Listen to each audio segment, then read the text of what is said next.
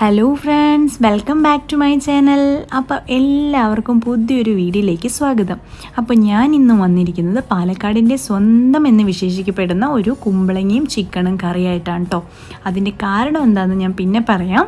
അപ്പം നമുക്ക് കുമ്പളങ്ങയും ചിക്കനും കറി വയ്ക്കാനായിട്ട് എന്തൊക്കെയാണ് വേണ്ടതെന്ന് നോക്കാം. ഞാനിവിടെ ചിക്കൻ ഇതുപോലെ വലിയ വലിയ പീസായിട്ട് കൂടുതലും എല്ലുള്ള കഷ്ണമായിട്ട് എടുക്കാനായിട്ട് ശ്രദ്ധിക്കുക. അത് ഞാനൊരു 1/2 കിലോ എടുത്തിട്ടുണ്ട്. പിന്നെ ഞാൻ എടുത്തിരിക്കുന്നത് കുമ്പളങ്ങയാണ്. കുമ്പളങ്ങ ഒരു 3/4 കിലോയാണ് എടുത്തിരിക്കുന്നത്. ഇതുപോലെ ക്യൂബായിട്ട് കട്ട് ചെയ്തതാണ് കുമ്പളങ്ങ. പിന്നെ ഞാനിവിടെ എടുക്കുന്നത് ഇതിനായിട്ട് കുറച്ച് മസാലകൾ വേണം.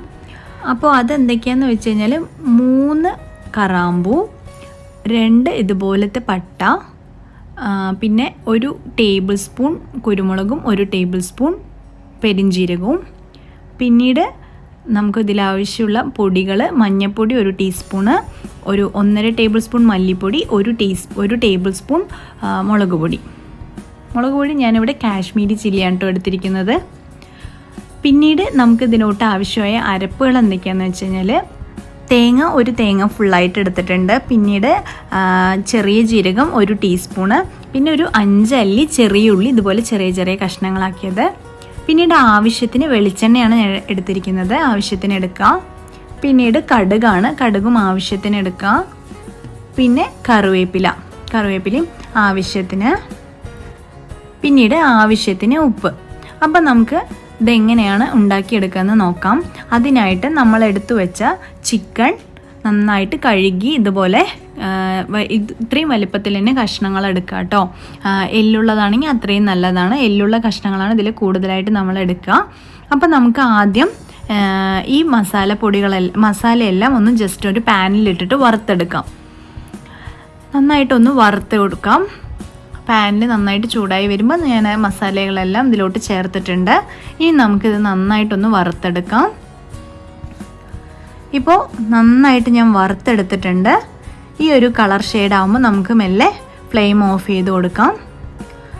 അതിനുശേഷം നമ്മൾ ഒരു ചൂടാറിയതിന് ശേഷം മാത്രം മിക്സിൻ്റെ ജാറിലോട്ട് ഇട്ട് കൊടുത്തിട്ട് നമുക്കൊന്ന് ഇതിനെ പൊടിച്ചെടുക്കാം.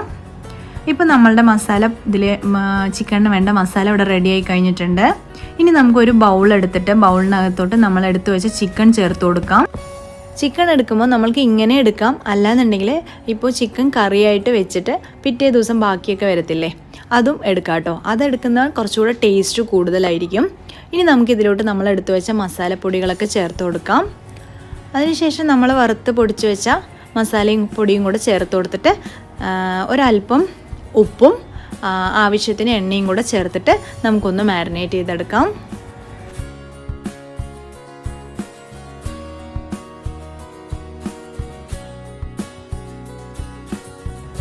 ഇപ്പം ഞാൻ നന്നായിട്ട് മാരിനേറ്റ് ചെയ്തെടുത്തിട്ടുണ്ട്. ഇനി നമുക്ക് ഇതിനെ ഒരു കുക്കറിലോട്ട് ഇട്ട് കൊടുക്കാം. ജസ്റ്റ് ചിക്കൻ ഒന്ന് മൂടിക്കിടക്കണ അത്ര വെള്ളം ഒഴിച്ചു കൊടുത്തിട്ട് നമുക്കിതിനൊന്ന് വേവിച്ചെടുക്കാം. ചിക്കൻ വെന്ത് വരുന്ന സമയം കൊണ്ട് നമുക്കൊന്ന് നമ്മളുടെ അരപ്പൊന്ന് തയ്യാറാക്കിയെടുക്കാം. അതിനായിട്ട് നമ്മൾ ചെറിയൊരു മിക്സിൻ്റെ ജാർ എടുത്തിട്ട് അതിലോട്ട് നമ്മൾ എടുത്തു വെച്ച തേങ്ങയും ചെറിയ ജീരകവും ചെറിയ ഉള്ളിയും നമുക്ക് ചേർത്ത് കൊടുത്തിട്ട് ഒരല്പം വെള്ളവും കൂടെ ചേർത്ത് നല്ല പേസ്റ്റിൻ്റെ രൂപത്തിൽ അരച്ചെടുക്കാം. ഇപ്പോൾ ഞാൻ നന്നായിട്ട് അരച്ചെടുത്തിട്ടുണ്ട്. ഇത് കണ്ടില്ലേ, ഈ ഒരു പരുവത്തിന് തന്നെ അരച്ചെടുക്കാനായിട്ട് ശ്രദ്ധിക്കുക. ഇനി നമുക്ക് നമ്മളുടെ ചിക്കൻ വെന്തോന്ന് നോക്കാം. ഇപ്പം ഞാൻ 2 വിസിൽ വന്നതിന് ശേഷമാണ് ഓഫ് ചെയ്തത്. നല്ലപോലെ നമ്മുടെ മസാലകളൊക്കെ എല്ലാ ഭാഗത്തും പിടിച്ച് നല്ല മണമൊക്കെ വന്നിട്ടുണ്ട്, നന്നായിട്ട് വെന്തിട്ടുമുണ്ട്. അപ്പം നമുക്കിനി ഇതിലോട്ട് നമ്മൾ എടുത്തു വെച്ച കുമ്പളങ്ങ ചേർത്ത് കൊടുക്കാം. കുമ്പളങ്ങ ചേർത്ത് കൊടുത്തിട്ട് തുറന്ന് തന്നെ വെച്ചിട്ട് വേവിച്ചാൽ മതി കേട്ടോ. അല്ലാന്നുണ്ടെങ്കിൽ ജസ്റ്റ് ഒന്ന് അടച്ച് വെച്ചിട്ട് വേവിക്കുകയാണെന്നുണ്ടെങ്കിൽ 1 വിസിൽ മാത്രം മതിയാവും. ഇനി നമുക്ക് കുമ്പളങ്ങ കൂടെ ചേർത്ത് കൊടുത്തിട്ട് നന്നായിട്ടൊന്ന് ഇളക്കി കൊടുത്തതിന് ശേഷം ഒന്ന് നന്നായിട്ടൊന്ന് വേവിച്ചെടുക്കാം.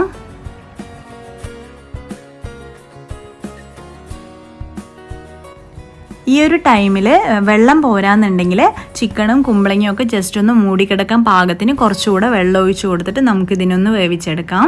ഞാനിപ്പോൾ ജസ്റ്റ് ഒന്ന് മൂടിക്കിടക്കാൻ പാകത്തിന് വെള്ളം ഒഴിച്ച് കൊടുക്കുന്നുണ്ട്. അതിനുശേഷം നന്നായി ഇളക്കി കൊടുത്തിട്ട് നമുക്കിതിനൊന്ന് വേവിച്ചെടുക്കാം. ഇപ്പോൾ ഒരു 10 മിനിറ്റ് കഴിഞ്ഞിട്ടുണ്ട്. വളരെ പെട്ടെന്ന് തന്നെ നമ്മുടെ കുമ്പളങ്ങയും ചിക്കനൊക്കെ വെന്ത് വന്നിട്ടുണ്ട്. ഇനി നമുക്ക് ഇതിലോട്ട് നമ്മൾ എടുത്തു വെച്ച അരപ്പ് ചേർത്ത് കൊടുക്കാം.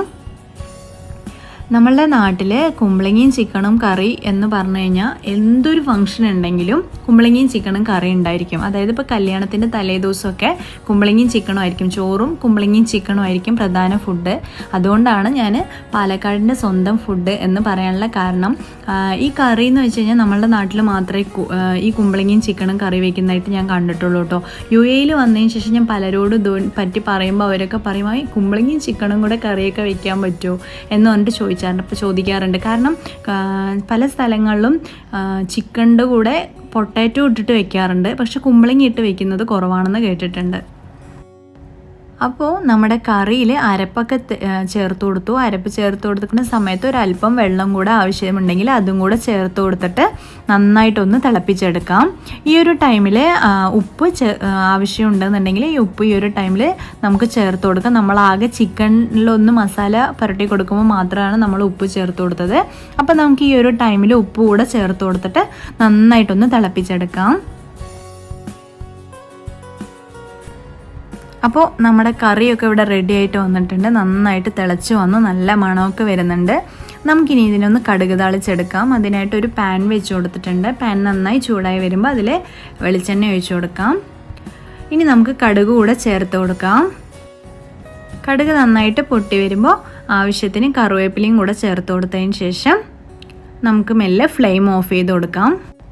ഇനി കടുക് താളിച്ചത് നമ്മുടെ കറിയിലോട്ട് ഒഴിച്ചു കൊടുത്തതിന് ശേഷം ജസ്റ്റ് ഒന്ന് തിളപ്പിച്ചെടുത്തിട്ട് ഫ്ലെയിമോ എല്ലാം ഓഫ് ചെയ്ത് കൊടുക്കാം. വളരെ പെട്ടെന്ന് തന്നെ ഉണ്ടാക്കിയെടുക്കാൻ പറ്റുന്നൊരു നല്ലൊരു കറിയാണിത്. അതുപോലെ ചോറിൻ്റെ ഒപ്പം ദോശൻ്റെ ഒപ്പമൊക്കെ വളരെ ടേസ്റ്റി ആയിട്ടുള്ളൊരു കറിയാണ്. നല്ലൊരു കോമ്പിനേഷനാണ് ദോശൻ്റെ ഒപ്പം ചോറിൻ്റെ ഒപ്പമൊക്കെ കഴിക്കാൻ. അപ്പോൾ എല്ലാവരും ഇതുപോലെ ഒന്ന് ഉണ്ടാക്കി നോക്കിയതിന് ശേഷം ഫീഡ്ബാക്ക് അറിയിക്കാൻ മറക്കല്ലേ. അപ്പം നിങ്ങൾക്ക് ഈ വീഡിയോ ഇഷ്ടമായെങ്കിൽ ലൈക്ക് ചെയ്യൂ, ഷെയർ ചെയ്യൂ, സബ്സ്ക്രൈബ് ചെയ്യൂ. ഇനി അടുത്ത നല്ലൊരു വീഡിയോയിൽ കാണുന്നവരെ ബൈ. Thank you all.